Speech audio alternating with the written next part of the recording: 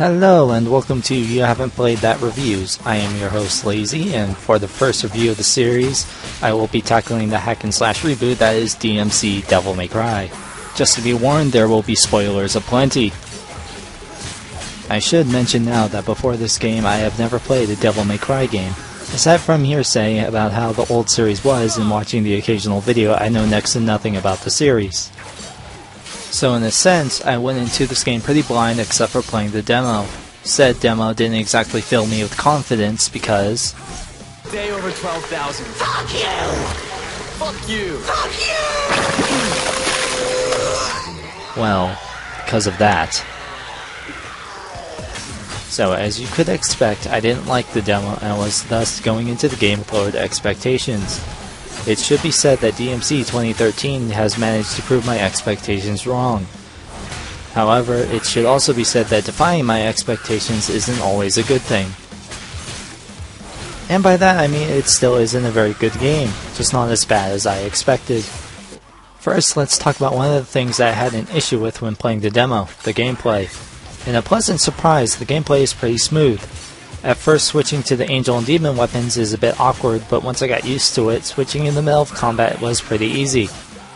However, that will be the last compliment that I'll pay to the gameplay of DmC 2013.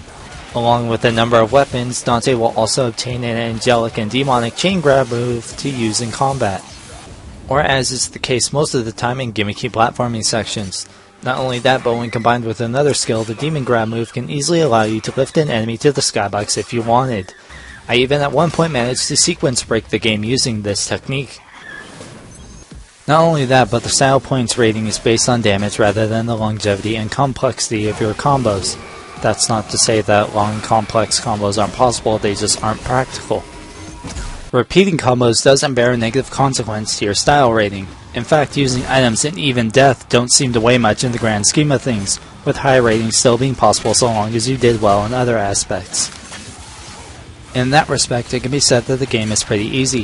Higher difficulties appear to have tougher enemies and revised enemy ways, but so long as you know a few simple combos and are able to dodge the slow and very telegraphed attacks, you should be fine. The boss battles are disappointing as well, being heavily reliant on patterns and heavily telegraphed attacks.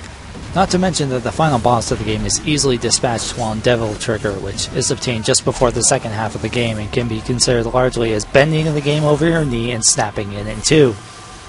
Devil Trigger doesn't require much to be activated and leaves your enemies vulnerable in the air just waiting to be grabbed and comboed to death. Add to that health regeneration and you make an already easy game easier.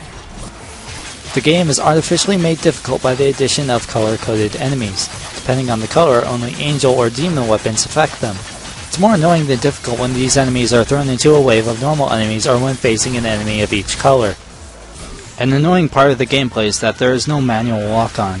Especially in a group of enemies, Dante can sometimes either attack the wrong enemy or flail at nothing.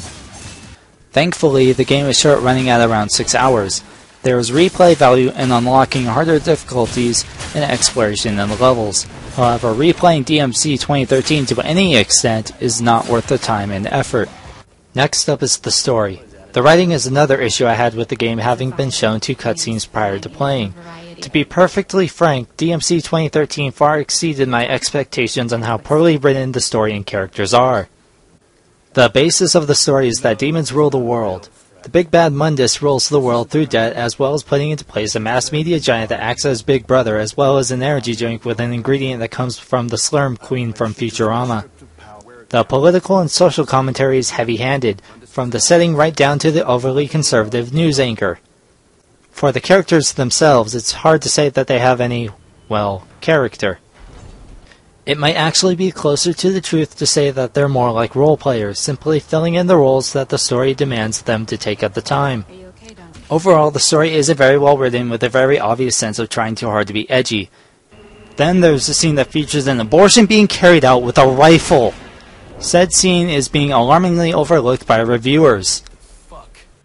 The presentation of the game is a mixed bag. For the most part, the art direction is very bland, mostly brought down by the gimmicky platforming that goes on within the stages. It can be said that there is some attempt at being interesting, such examples including the inside of the logo for the giant news network and the eye-harming dance club. But the big issue with the presentation is the voice acting. It's very hard to really care about what goes on when the characters themselves don't sound like they care.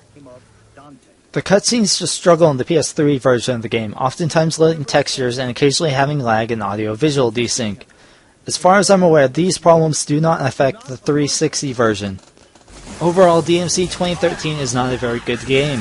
The potential is there in the gameplay, but that is brought down heavily by the everything else in the game. So in conclusion, I will have to give DmC 2013 a 40 out of 100, with the very strong recommendation to not buy this title.